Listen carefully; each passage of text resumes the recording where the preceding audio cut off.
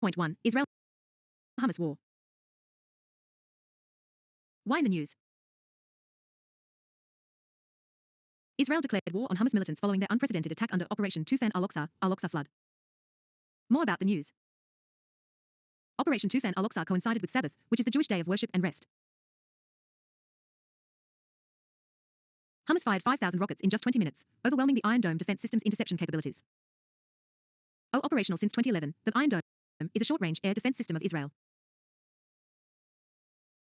With a 70-kilometer range, it can detect and intercept incoming missiles, rockets, and UAVs mid-air based on radar data. In response, Israel has launched Operation Iron Swords against Hamas militants in the Gaza Strip.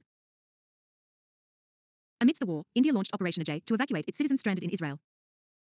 About Hamas. Hamas, or Islamic Resistance Movement, was founded in 1987 after the First Intifada to resist Israeli occupation of Gaza, the West Bank, and East Jerusalem. It has been the de facto authority in Gaza shortly after Israel withdrew from the territory in 2005. It refuses to recognize Israel and is committed to armed resistance against Israel and the creation of an Islamic Palestinian state in Israel's place. The US, the EU, Israel, etc. have declared Hamas a terrorist organization. Background of Israel-Palestine conflict. The root of the latest war predates the establishment of the State of Israel 75 years ago on territory, which is also claimed by Palestinian Arabs as their homeland. Palestinians, Arabs, and Israelis, Jews, alike consider the territory between the Jordan River and the Mediterranean Sea as their own. Central to this conflict is the city of Jerusalem, which hold immense significance for Judaism, Islam, and Christianity, the three major Abrahamic religion. The city harbors Al-Aqsa Mosque, the three-road holiest Islamic site, believed to be the place from where the Prophet Muhammad ascended to heaven. Western Wall, holiest Jewish site, located adjacent to the sacred compound known to Jews as Temple Mount. Other players in Palestine. Fatah. It is a secular nationalist organization formed in Kuwait in the late 1950s, after the 1948 Israeli-Arab War. The key founder was Yasser Arafat. Its objective was to liberate Palestine through an armed struggle against Israel. Palestine Liberation Organization, PLO, was conceived in 1964 at an Arab League summit in Cairo, Egypt, with the sole aim of liberating Palestine with the help of an armed struggle to achieve its goals. PLO was officially recognized by the Arab League and the United Nations General Assembly as the sole legitimate representative of the Palestinian people. Under Yasser Arafat, and after the 1967 Arab-Israeli War, Fatah became the dominant party in the PLO. In the early 1990s, it gave up its armed struggle against Israel and endorsed a two-state solution to the conflict with Israel. This gave rise to Hamas. Palestinian Authority, PA. The PA was founded in July 1994 by the Oslo Accords as an interim body to govern parts of Gaza and the West Bank, except East Jerusalem, till an agreed solution to the Israel-Palestine conflict. The Oslo Accords between the PLO and the government of Israel since 1993 aimed at ending decades of conflict through the implementation of the two-state solution. The PA functions as an agency of the PLO, which represents Palestinians at international bodies. It is led by a directly elected president, who appoints a prime minister, and government, which must have the support of the elected legislative council currently. The PA controls parts of the West Bank and is headed by Mahmoud Abbas, who is also the chief of PLO and Fatah. 22 www.visioneers.nwa.visioneers.in Church of the Holy Sepulchre, central to Christian beliefs, the church marks the place where many Christians believe Jesus was crucified, entombed, and resurrected. Possible impacts of the current war centrality to the Palestinian cause. As many Arab countries increasingly move to normalize ties with Israel, with the signing of the Abraham Accord, many saw the Palestinian cause take a backseat in the Arab-Israeli conflict. The recent conflict has reaffirmed that addressing the Palestinian cause vital for ensuring peace and stability in the region. Israel-Palestine relations. Peace negotiation. The current conflict may unintentionally strengthen Hamas and weaken Palestinian Authority's position in the West Bank. This could negatively impact peace negotiations between Israel and the Palestine.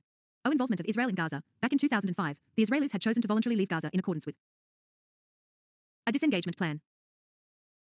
However, now the Israeli Prime Minister has said that Israel will have an overall security role in Gaza indefinitely. Regional instability. Saudi Arabia suspended talks on potentially normalizing ties with Israel.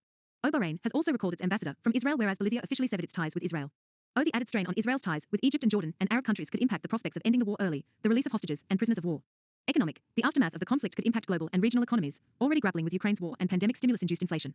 Global commodity markets. Escalation could impact oil prices, since OPEC countries contribute to around 32% of global oil production, disrupting commodity markets. Trade. The war may also impact the Suez Canal trade, which is a key maritime route between Asia and Europe and accounts for 12% of global trade by value. Escalation in the entire Middle East could jeopardize trade through the Strait of Hormuz, responsible for 20% of global oil trade passage. Involvement of Iran in the conflict may disrupt trade with landlocked Central Asia, a significant producer of agriculture, raw materials, and minerals. 23 www. Food supply. Fertilizer movement from Israel's port of Ashdod accounts for 3% of global potash supply. Any disruption on this front will also be a dampener. Escalation may lead to greater food insecurity in poorer countries. Humanitarian crisis. The war has reportedly resulted in life-threatening shortages, impacting water, electricity, fuel, food, and medical supplies in Gaza while also causing human causalities. Impact on India. Economic. India's exports to Israel may be affected, especially if operations at Israeli ports are disrupted. Sectors which will be negatively impacted include petrochemicals, oil marketing, paints, packaging, textiles, and chemicals. Geostrategic. Normalization between Arab countries has opened up unique opportunities for India to strengthen its global and economic position. O connectivity efforts. The war has cast its shadow on the India-Middle East-Europe economic corridor. IMEC, announced recently by the leaders of India, Saudi Arabia, the US, and the UAE. The corridor aimed to facilitate the transit of commerce, energy and data to, from and between India, the UAE, Saudi Arabia, Jordan, Israel and Europe. Conclusion. Mediation between Israel and Hamas may not fully address the conflict's root causes. Resolving issues such as Palestinian refugees and the status of Jerusalem is essential. Success depends on both parties' willingness to engage in negotiations and the role of international actors, along with evolving regional dynamics. 2.1.1 Yom Kippur War. Why in the news? The attack by Hamas on Israel coincided with the 50th anniversary of Yom Kippur War, the Fourth Arab-Israel War, 1973. Background of the Yom Kippur War. 1948 First Arab-Israeli War. Immediately after Israel declared independence, it was attacked by a coalition of Arab states and Palestinian factions who were against the establishment of the Jewish state and the UN partition plan. In the war, Israel gained control of a larger portion of the territory, and a large number of Palestinians were driven from their land. This forced expulsion of Palestinian Arabs is referred to as the Nakba, or catastrophe in Arabic. 1956 Second Arab-Israeli War. Suez War. The Suez War involved Israel, the UK, and France on one side against Egypt on the other. The war marked the decline of British and French influence in the region, paving the way for the United States to become the most influential power. 1967 Third Arab-Israel War. Six-day war. Israel initiated preemptive airstrikes and a successful ground offensive. India's stand on Israel-Palestine issue. India has strategic interests in West Asia considering its energy security, presence of diaspora, trade and investment, etc. In backdrop of this, India continues to support two-state solution. At the UN, India voted against the partition plan for Palestine and Israel's admission to the UN. India formally recognized Israel in 1950 and established full diplomatic relation with it in 1992. From 2017 India is following a dehyphenation policy allowing for independent relationships with both Israel and Palestine. 24 WW. Israel took control of Egypt's Sinai Peninsula and Gaza Strip, Jordan's West Bank and East Jerusalem, and Syria's Golan Heights. The war ended with a UN-brokered ceasefire, but reshaped the Middle East map. The Arab League passed the Three No's resolution, i.e., no peace with Israel, no recognition of Israel, and no negotiations with Israel, at a summit in Khartoum. About Yom Kippur War, Fourth Arab-Israel War. In October 1973, a coalition of Arab nations, led by Egypt and Syria, launched a surprise, coordinated attack on Israel on Yom Kippur, a Jewish holy day. Purpose of war. Unlike the previous three wars, Egypt and Syria did not go to war in support of the Palestinians, rather they hoped to reclaim lost territory after Israel's victory in the Six-Day War of 1967. Involvement of superpower. The US supported Israel, and the Soviet Union supported Egypt and Syria, leading to heightened tensions between these nuclear superpowers. Ceasefire attempts. A ceasefire was achieved with the involvement of the United Nations. Landmark peace agreements between Israel and Arabs. 1978 Camp David Accords. The accords between Egypt and Israel, mediated by the US, marked a historic peace treaty between Israel and Egypt. Officially titled the Framework for Peace in the Middle East, the accords had two parts. An Israeli-Egyptian agreement terminating the bilateral dispute between them, and a framework laying down the principles for resolving Israel's conflict over the Palestinians, and its disputes with other Arab neighbors. Egyptian President Anwar Sadat and Israeli Prime Minister Menachem Begin were awarded the Nobel Prize for Peace in 1978 for their contributions to the agreements. Oslo Accords, 1993 signed between Israel and PLO, these agreements established the Palestinian Authority to manage West Bank administrative matters. In return, the PLO recognized Israel based on a two-state solution. Jordan-Israel Peace Treaty, 1994. With this, Jordan became the second Arab country, after Egypt, to make peace with Israel. This treaty settled territorial disputes and covered diplomatic relations, economic cooperation, etc. Israel acknowledged Jordan's significant historical role in Jerusalem, particularly regarding its Islamic holy sites and institutions. Arab Peace Initiative, 2002, drawn up by Saudi Arabia. The initiative offered Israel normalized relations in exchange for a Palestinian statehood agreement and a complete Israeli withdrawal from 1967 captured territory. Abraham Accords, 2020. Israel, the UAE, and Bahrain signed the US-brokered Abraham Accords in 2020. Morocco and Sudan have also joined the accord. Sudan is yet to sign an agreement with Israel. 25 www. These accords have two parts, a declaration for Middle East peace and bilateral agreements. The declaration recognizes the common ancestry of Arab and Jewish peoples through Abraham. It also strives for coexistence, understanding, and respect among people of all faiths and nationalities in the Middle East. The accords have paved the way for greater regional and multinational cooperation. For example, formation of the I2U2 group was established by Israel, India, the UAE, and the United States. Conclusion. While the peace treaties that followed the Yom Kippur War, particularly the Camp David Accords, were once seen as landmarks and indicators of regional peace, recent conflicts have prompted questions about their effectiveness in public discourse. 2.2 India-Canada relations. Why in the news? Canada's assertion that Indian agents were involved in the murder of a pro-Palestinian activist led to diplomatic strain between the two countries. More on the news. Canadian Prime Minister accused India of being involved in the murder of Hardeep Singh Nijjar, a Sikh separatist leader, who was shot in British Columbia, Canada in June 2023. Shared intelligence between the Five Eyes alliance was considered the basis for such an allegation by Canada. Subsequently, Canada, followed by India, expelled each other's diplomat. India further suspended visa services in Canada, citing it as a safe haven for terrorists, and called for the withdrawal of 41 Canadian diplomats from India. Canada criticized India's demand, alleging a breach of the Vienna Convention, while India defended it as seeking equal diplomatic representation, as per Article 11.1 of the Convention. India-Canada relations. India and Canada have a long-standing bilateral relationship based on shared democratic values, the multicultural, multi-ethnic nature of the two countries, and strong people-to-people contacts. Diaspora. Canada hosts one of the largest Indian diasporas in the world, accounting for more than 3% of the total Canadian population. Economic. Bilateral trade in goods was approximately $9.9 billion, and in services, it was $6.5 billion in 2022. S&T cooperation. The collaboration mainly promotes industrial R&D with a focus on creating new IP, processes, prototypes, and products. Since the 1990s, India and Canada have cooperated in space science. Antrix, the commercial arm of ISRO, has launched several nanosatellites from Canada. Cooperation for energy security. The Civil Nuclear Agreement of 2010 facilitated Canada to provide uranium for Indian nuclear reactors as part of the agreement. Indian Oil Corporation has a 10% participating interest in a liquid natural gas project in British Columbia. Five Eyes Intelligence Alliance, FVEY. It is an intelligence alliance comprising the US, UK, Australia, Canada, and New Zealand. It originated from the 1946 UK-USA Agreement for Sharing Signals Intelligence, SIGINT. Five Eyes Intelligence Oversight and Review Council includes the non-political intelligence oversight, review, and security entities of member. Historical legacy. During the Cold War, Canada was a founding member of the North Atlantic Treaty Organization, NATO, while India pursued a policy of non-alignment. Additionally, Canada endorsed a plebiscite in Kashmir, which ran counter to India's interests. After India's nuclear tests in 1998, Canada temporarily halted potential nuclear cooperation with India. Canada's immigration system. This enables individuals with a contentious past to acquire citizenship and utilize that position to engage in activities against other nations. This presents a substantial obstacle to upholding robust bilateral relations in today's interconnected global landscape. Domestic political factors. The current coalition government in Canada is with the alliance of parties pro-coalition parties enabling the particular stand suboptimal economic cooperation. A comprehensive economic partnership agreement (CEPA) between these countries is pending since 2010.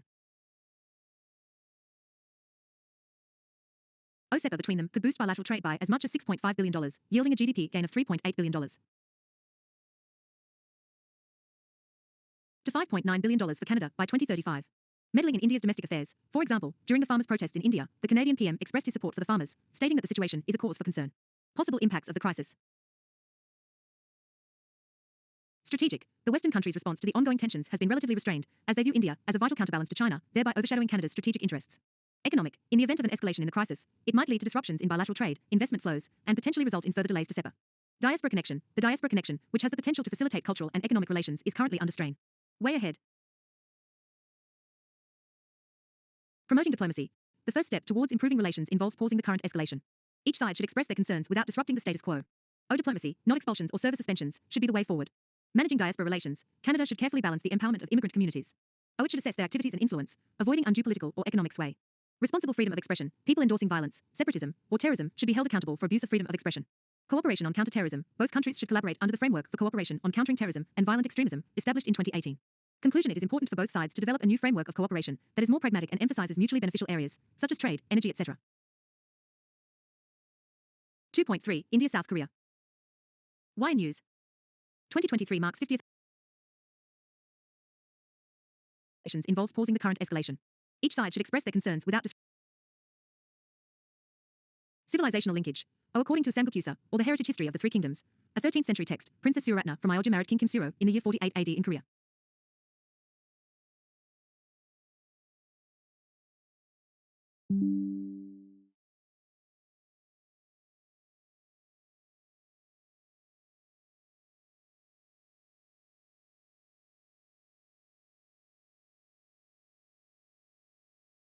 www.visioneers.nwa.vision. Buddhist monk Haicho, Hongjiao, visited India from 723 to 729 AD and documented his journey in the travelogue Pilgrimage to the Five Kingdoms of India, offering insights into Indian culture, politics, and society. Rabindranath Tagore composed a poem in 1929 called Lamp of the East that celebrated Korea's rich history and its bright future. India's role after World War II. Leadership of the UN Commission for Korean Elections in 1947. Resolution sponsored by India led to the Korean War ceasefire in 1953. India's chairmanship of the Neutral Nations Repatriation Commission, NNRC, after the armistice, and contributed to resolving the humanitarian issues arising out of the war. Diplomatic relation. In 1973 both the countries established formal diplomatic relation, which was upgraded to strategic partnership in 2010, and special strategic partnership in 2015. India's Act East policy has guided its cooperation toward South Korea, and the new Southern Policy, NSP, has been South Korea's regional strategy toward India and ASEAN. Both, the Act East policy and NSP, align in terms of their regional priorities. Economic and trade relations. Both are signatories to the Comprehensive Economic Partnership Agreement, CEPA, since 2009. Bilateral trade between both reached $27.8 billion in 2022. Korea Plus initiative aims to promote and facilitate Korean investments in India. Korea increasingly sees India as a new economic partner due to their aim to reduce overdependence on China and the US. The two countries aspire to take commerce up to $50 billion by 2030. Strategic convergence. Both support a rules-based Indo-Pacific and share concerns about China's rise and North Korea's nuclearization. In 2018, India endorsed the Vancouver Dialogue to prevent North Korean nuclear proliferation. Korea's Indo-Pacific strategy includes India as a key member in the region. Defense and security cooperation. The Defense Policy Dialogue, initiated in 2013, was upgraded to a 2+2 dialogue, i.e., foreign and defense level ministerial meetings, in 2019. The defense partnership is expanding into joint research, production, like K9 Vajra artillery gun, and collaboration in areas like cyber, space, and intelligence sharing. Cultural relations. Sorang, Festival of India in Korea, is organized every year to showcase diverse Indian culture and art forms in various parts of South Korea. Indian diaspora. Many Indian scholars pursue postgraduate and PhD programs in Korea, and professionals in IT, shipping, and automobiles have also migrated to Korea. Challenges in strengthening India-South Korea relations. Geographical gap. Geographical distance has restricted their interactions, with both countries primarily concentrating on their nearby regions. 28 www. Delayed strategic cooperation. The rivalry of the Cold War limited their interactions in foreign policies. South Korea perceived India as aligned with the socialist bloc. Nevertheless, India pursued a non-alignment policy, maintaining balanced relations with both North and South Korea in the Korean peninsula. Suboptimal cooperation. Limited cooperation results from a lack of strong political intent on both sides. South Korea often aligning with major powers like the US, while India's regional policies are still developing. Untapped economic potential. For example, the CEPA is said to be limited in scope. Intent to revise CEPA was declared in 2015, but it is yet to concluded. India is also facing trade deficit, around $8 billion in 2021 to 22, due to technical trade barriers, higher import duties, etc. Way ahead. Vision for systematic cooperation. The bilateral relationship has historically emphasized economic projects, but it is now crucial to forge a more strategic relationship with a focus on the Indo-Pacific strategy. South Korea, along with New Zealand and Vietnam, have participated in Quad, alliance of Australia, India, Japan and the US. Many experts believe that such cooperation should lead to expansion of Quad as Quad Plus. Deepening economic and technological cooperation. Since their core competences in the economic domain are different, they could decide on a long-term, win-win framework of cooperation. Korea's aging population and technology could combine with progressive youthful India and make a manufacturing hub. Startups, technology-driven services, and digital trade, semiconductors, etc., have high potential for collaboration. Strengthening of maritime security. Both countries can explore potential for joint HADR exercises, counter-piracy, operations, and maritime domain awareness, enhanced interoperability, etc. Developing regional synergies. The two Asian giants should also explore third-country cooperation with specific states in the IOR that need developmental intervention. ASEAN and Indian Ocean Rim Association, IORA, are critical platforms that can facilitate both the countries to engage with a third country. In ASEAN, both nations are dialogue partners, whereas IORA India is a founding member, and South Korea has dialogue partner status. Multilateral cooperation. Multilateral forums like IORA, ASEAN, and the Indo-Pacific Economic Forum, IPEF, offers more opportunities for collaboration, including collaboration in third country. Both can collaborate in supply chain resilience, infrastructure, clean energy, and decarbonization engagement in third-party countries located in Southeast Asia. Conclusion. India and South Korea are middle powers and growing economies that need regional stability, and for this, they must work together. The strategy and partnership should move beyond the normative approach towards a robust and strengthened bilateral relationship. 2.4 India-Maldives. Why in the news? Maldives' new president-elect has pitched to end the presence of Indian troops in the islands in accordance with his pre-poll promise made under India Out campaign. More on the news. The India Out campaign, led by the Progressive Party of Maldives, PPM, played a pivotal role in its recent electoral victory against the incumbent MDP. The campaign strongly opposed the Indian military's presence in the Maldives, expressing concerns that this presence might compromise the sovereignty of the Maldives. 29 WW. It began in response to India's gift of two Dhruv Advanced Light Helicopters, ALH, in 2010 and 2015. These helicopters were provided for purposes like maritime, weather surveillance, and ocean search and rescue operations. Around 70 Indian military personnel maintain India-sponsored radar stations and surveillance aircraft. Indian warships help patrol Maldives' exclusive economic zone. About Maldives. Maldives' position in the northern Indian Ocean keeps it in the vicinity of waters patrolled by Indian Navy warships. It is just 70 nautical miles away from India's Minicoy Island and 300 nautical miles away from India's western coast. Importance of Maldives for India. Integral to India's neighborhood first policy, with strong cultural, economic, and trade ties for centuries, Maldives is an important component of India's neighborhood first policy. Also, Maldives is member of South Asian Association for Regional Cooperation, SAARC. Strategic location. Maldives acts as a strategic link between major Indian Ocean choke points including Gulf of Aden, Strait of Hormuz, and Strait of Malacca. Location is significant for India, whose 95% of trade by volume and 68% of trade by value come via Indian Ocean. First line of defense. Due to its proximity to India, Maldives serves as the first line of defense against various maritime threats such as terrorism, piracy, drug trafficking, and other. Reducing influence of China in the IOR. Beyond diplomatic and trade partnerships, China has begun a consistent military presence in the India-Ocean region, IOR. Presence of diaspora. Indian expatriate community have a strong presence in the health and education sector. Importance of India for Maldives. Recognition of Maldives. India was among the first to recognize Maldives after its independence in 1965 and to establish diplomatic relations with the country. Amicable relations. India's ties with the Maldives lack political disputes. The 1976 Maritime Boundary Treaty resolved the dispute over Minicoy, with the Maldives recognizing Minicoy as an integral part of India. First responder in crisis. India has been a first responder during various crises, including the 1988 military intervention named Operation Cactus to prevent a coup. 2004 assistance after the tsunami. 2014 aid during the water shortage. 30 www.visioneers.nwa.visioneers. 2020 comprehensive help during the COVID-19 pandemic.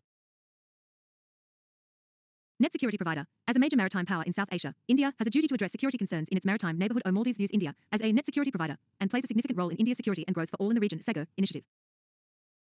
Areas of cooperation between India and Maldives. Bilateral trade relations. By 2021, bilateral trade reached $323.9 million, with India becoming Maldives' third largest trade partner.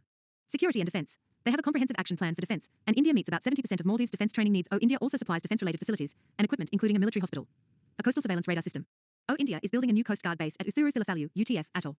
They engage in joint military exercise, Ikuvran, participate in joint humanitarian assistance and disaster relief exercises, and cooperate through the Colombo Security Conclave, CSC. The CSC was initially created in 2011 as a trilateral maritime security grouping involving India, Sri Lanka, and Maldives, and later extended to Mauritius. Development cooperation. India has established Indira Gandhi Memorial Hospital, Institute for Technical Education. Faculty of Hospitality and Tourism Studies, National College for Police and Law Enforcement, etc. India provides grant to Maldives for high-impact community development projects, HICDPs. Infrastructure projects. India is supporting airport redevelopment, roads and land reclamation, etc. Greater Mail Connectivity Project being developed by India is the Maldives' largest infrastructure project. It will involve the construction of a 6.74 kilometers bridge and causeway link connecting the capital, Mail, to 3 adjacent islands. Tourism. In 2023, India is the leading source market for Maldives. Both the countries have an open skies arrangement and bilateral agreement on the facilitation of visa arrangements grants visa-free entry for tourism, medical and business purposes. Challenges in relation. Instability in the country. Maldives civil society is at nascent stage, and it faces challenges like religious extremism, drug abuse, labor market issues, etc., which might affect India's goodwill efforts. Anti-India sentiments. The recently elected government is considered to be pro-China, and the president-elect has expressed willingness to cancel various agreements with India that were made by the previous government. Influence of China. Maldives has emerged as an important pearl in China's string of pearls strategy. China could seize opportunities amid domestic political changes to regain lost ground and strengthen its security and economic foothold, potentially posing a security threat to India. Delay in project completion. Historically, India suffers from a negative image of having an implementation problem. Way ahead. Allaying anti-India notion. India has to work on perception management in Maldives and communicate to people that Indian assistance, like vaccine Maitri, will bring more benefits to people of Maldives. Youth employability and entrepreneurship. More than 35% of Maldives' population are young people aged 15 to 35. Future projects by India must be targeted at youth employability and entrepreneurship in Maldives. Early completion of projects. India should ensure efficient project management and oversight and address any obstacles or challenges that may cause delays. Engaging with the new government. India should continue projects it initiated under the previous government while working out a new approach to engage with current government. Focus on India's strengths. India should provide appealing and substantial alternatives to China's investments that prioritize building strong people-to-people connections and fostering the development of Maldives. 31 WW. Conclusion. India's footprints in Maldives are deep-rooted, both historically and in contemporary relations. Change may occur to some extent due to the change in leadership in Maldives. However, it is unlikely to alter the fundamentals. India-Maldives shall cooperate in the spirit of neighborhood-first policy and SAGO. 2.5 United Nations Human Rights Council, UNHRC. Why in the news? The UN General Assembly elected 15 member states to the Human Rights Council, HRC, and declined Russia's bid to rejoin the same. More on the news. The 15 new members were elected by secret ballot according from different regions for the 2024 to 2026 term. Countries need a minimum of 97 votes to get elected. Russia was competing against Albania and Bulgaria for 2 seats representing the East European regional group. Russia was ousted from UNHRC after it invaded Ukraine. Other countries which got elected under other regional groups include China, Japan, Kuwait, Burundi, France, Cuba, Brazil, etc. About UNHRC. HQ, Geneva. About. It is the principal intergovernmental body within the UN system responsible for strengthening the promotion and protection of human rights around the globe. Genesis. It was created by the UN General Assembly, UNGA, in 2006, as it's a subsidiary organ replacing the Commission on Human Rights. Council adopted an institution-building package in 2007 to set up the Council's procedures and mechanisms. Institutional structure. Bureau. It consists of a president and 4 vice presidents who represent each of the 5 regional groups. It is responsible for the procedural and organizational leadership of the Council. Working groups. It has several working groups studying human rights issues and maintains the special reporter projects of the Commission on Human Rights. Secretariat. Staff from the Office of the High Commissioner for Human Rights, OHCHR, serve as the Secretariat providing its members with technical, substantive, and administrative support.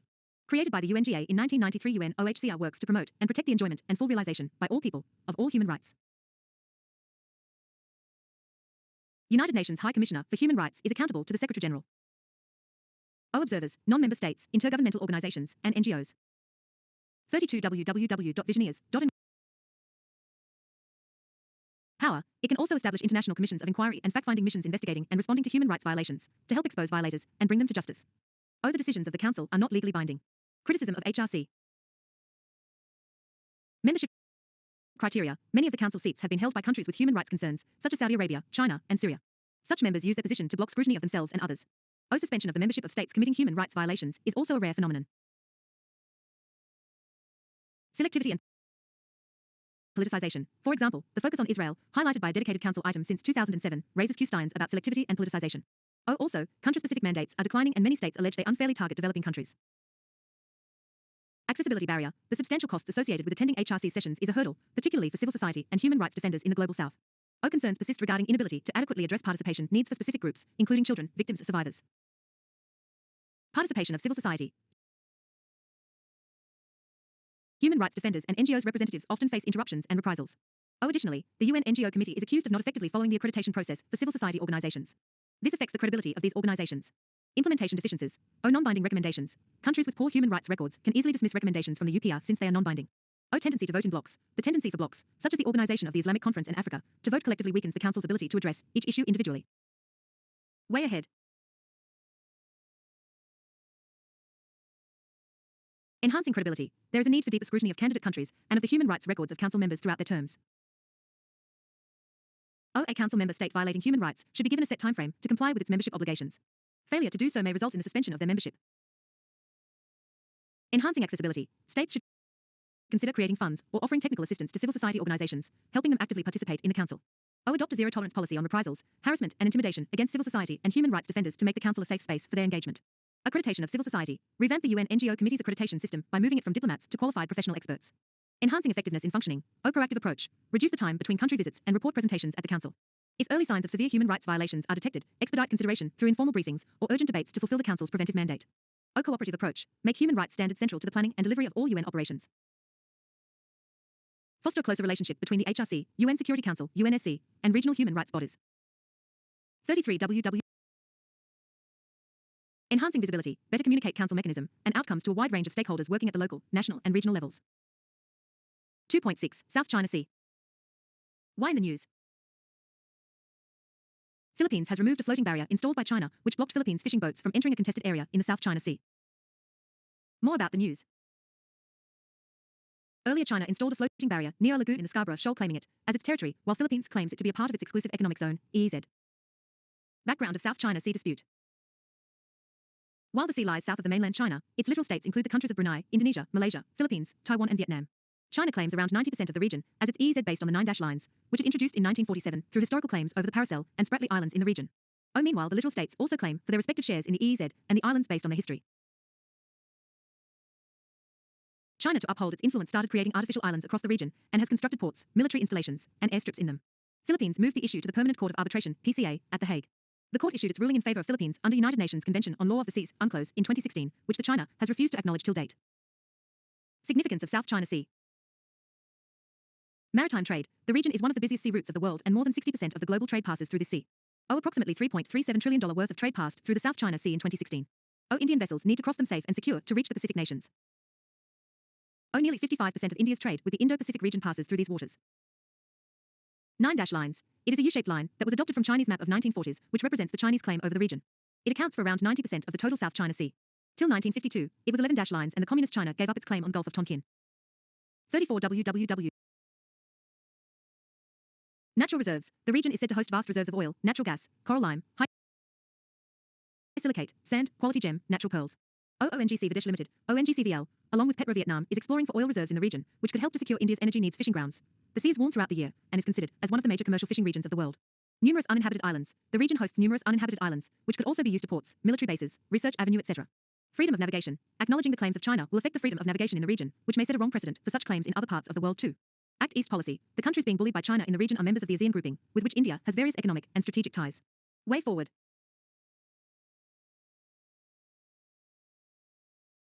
By achieving a code of conduct in the region, the stalled code of conduct negotiation process since 2018 should be revived and a code for the region should be established. Practicing sustainable fishing. Excessive fishing in the region should be controlled, and the practice of sustainable fishing should be followed collectively among all the littoral states. Establishing transboundary maritime peace parks, MPP similar to the Red Sea MPP established between Israel and Jordan, to be established to foster cooperation and peace between countries and to conserve ecosystems. Stalling artificial island projects. The creation of new artificial islands, which tends to cause severe ecological damages, should be stalled. Ensure freedom of passage. Uninterrupted freedom of passage should be ensured to all civilian and trade vessels crossing the region. 2.7 Nagorno-Karabakh region. Why in the news? Recently, Azerbaijan launched an anti-terrorist offensive in Nagorno-Karabakh and claimed to have regained full control over the region. More about news. Earlier in December 2022, the Lachin corridor was blockaded by Azerbaijan, causing severe shortages of essential goods including food, fuel and water in Nagorno-Karabakh.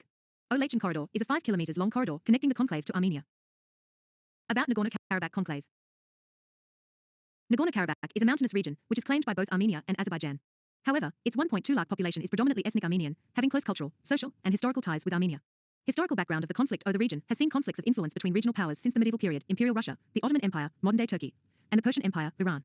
O era of Soviet Union. When Tsarist Russia gave way to the Soviet Union in 1921, Nagorno-Karabakh was part of the Azerbaijan SSR, Soviet Socialist Republic. 30. In 1923, USSR established the Nagorno-Karabakh Autonomous Oblast province within the Azerbaijan Soviet Socialist Republic. When the Soviet Union was dissolved in 1991 and Armenia and Azerbaijan achieved statehood, Nagorno-Karabakh officially declared independence. War between Armenia and Azerbaijan. First War. Tension started in 1988, with its regional legislature passing a resolution declaring its intention to join Armenia. In 1994, Russia brokered a ceasefire known as the Bishkek Protocol. This made Nagorno-Karabakh de facto independent with a self-proclaimed government in Stepanakert. Second War. Started in 2020. This time Azerbaijan managed to wrest control of the territory around Nagorno-Karabakh. Russia again brokered a deal, but Azerbaijan wanted more concessions, and no peace deal was inked. Initiatives to maintain peace in the region. The Minsk Group, co-chaired by Russia, the US, and France, was created by the Organization for Security and Cooperation in Europe, OSCE, in early 1990s to arrive at a peaceful resolution for Nagorno-Karabakh. Madrid principles by Minsk Group suggested that giving control of 7 Karabakh districts to Azerbaijan, self-governance to the region, etc.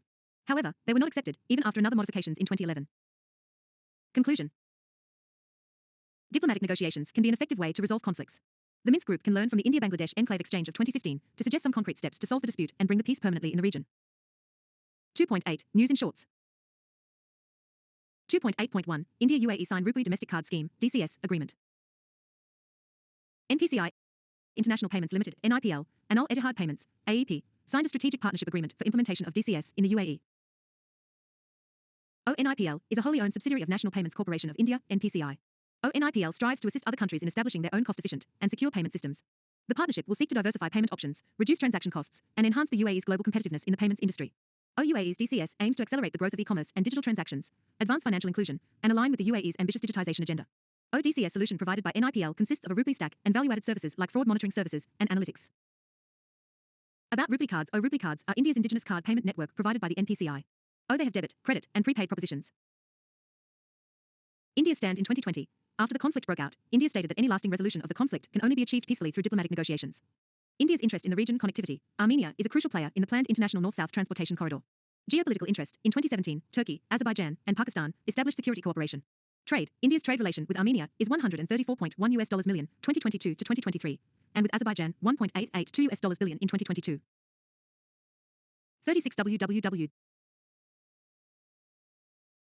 They make up more than 60% of total cards issued in India. They are issued through public sector, private, and small banks. 2.8.2 International Criminal Court, ICC. Armenia's parliament voted to join the International Criminal Court. 2.8.3 Comprehensive Nuclear Test Ban Treaty, CTBT. Russia indicated towards revoking its ratification of the CTBT. It says that withdrawal from ratification of Nuclear Weapons Test Ban Treaty aims to place Russia on equal footing with the US, which has signed but not ratified the pact. The US has not ratified the CTBT by citing the difficulty in verifying whether or not participant states meet the rules of the treaty. CTBT is a multilateral treaty which prohibits any nuclear weapon test explosion or any other nuclear explosion anywhere in the world. It bans all nuclear explosions, whether for military or peaceful purposes. The treaty was opened for signature in September 1996 and has been signed by 187 nations and ratified by 178. The treaty cannot formally enter into force until it is ratified by 44 specific nations, 8 of which have yet to do so: China, India, Pakistan, North Korea, Israel, Iran, Egypt, and the United States.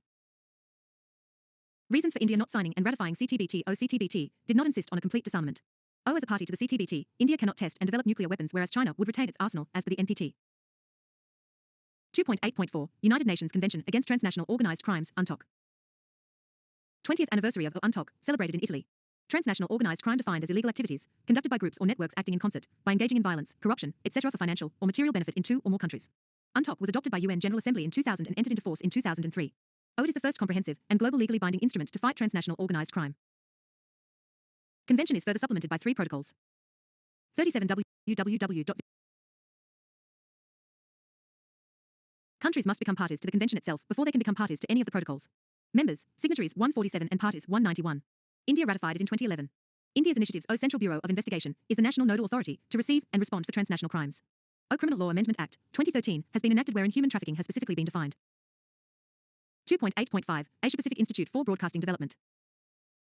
India was re-elected as president of AIBD for 3rd successive term. AIBD, headquartered in Kuala Lumpur, Malaysia, was established in 1977 under United Nations Educational, Scientific and Cultural Organization, UNESCO. International Telecommunication Union, ITU, UN Development Programme, UNDP, are also its founding organizations. It has 26 government members countries including India represented by their 48 broadcasting authorities. It envisages to achieve a vibrant electronic media environment in the region. Functions, to establish interregional links and cooperation for media and communications development, a think tank for the development of regional programming. 2.8.6 Indian Ocean Rim Associations, IOIA. IOIA Council of Foreign Ministers, meeting held in Colombo, Sri Lanka. Key highlights of the meeting. Strengthening regional architecture, reinforcing Indian Ocean identity was theme of meeting. Colombo Communique and IOIA Vision 2030 and beyond was adopted. Saudi Arabia was formally welcomed as 11th dialogue partner.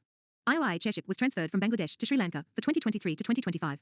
India will take chairship during 2025 to 2027. About IOIA, it is an intergovernmental organization established in 1997 based on vision of Nelson Mandela.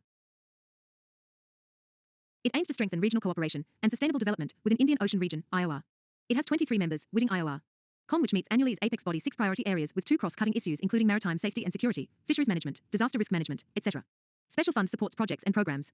IOI's outlook on Indo-Pacific calls for adherence 1982 UN Convention on the Law of the Sea and other relevant UN treaties. Comprises 1/3 of world's population, 80% of global oil trade produces $1 trillion in goods and services. Intra-IOIA trade is around $800 billion. Importance for India, avenue to keep out big power rivalries including China from IOR. Less contentious space for regional cooperation India since Pakistan is not a member. 2.8.7 Interparliamentary Forum, IPU. 9th P20 Summit will be hosted by the Parliament of India in cooperation with IPU in New Delhi. OP20 Summit is an annual gathering of G20 Parliament speakers discussing global issues. 39 www.visioneers.nwa. 3. Economy. 3.1 Contributions of M.S. Swaminathan.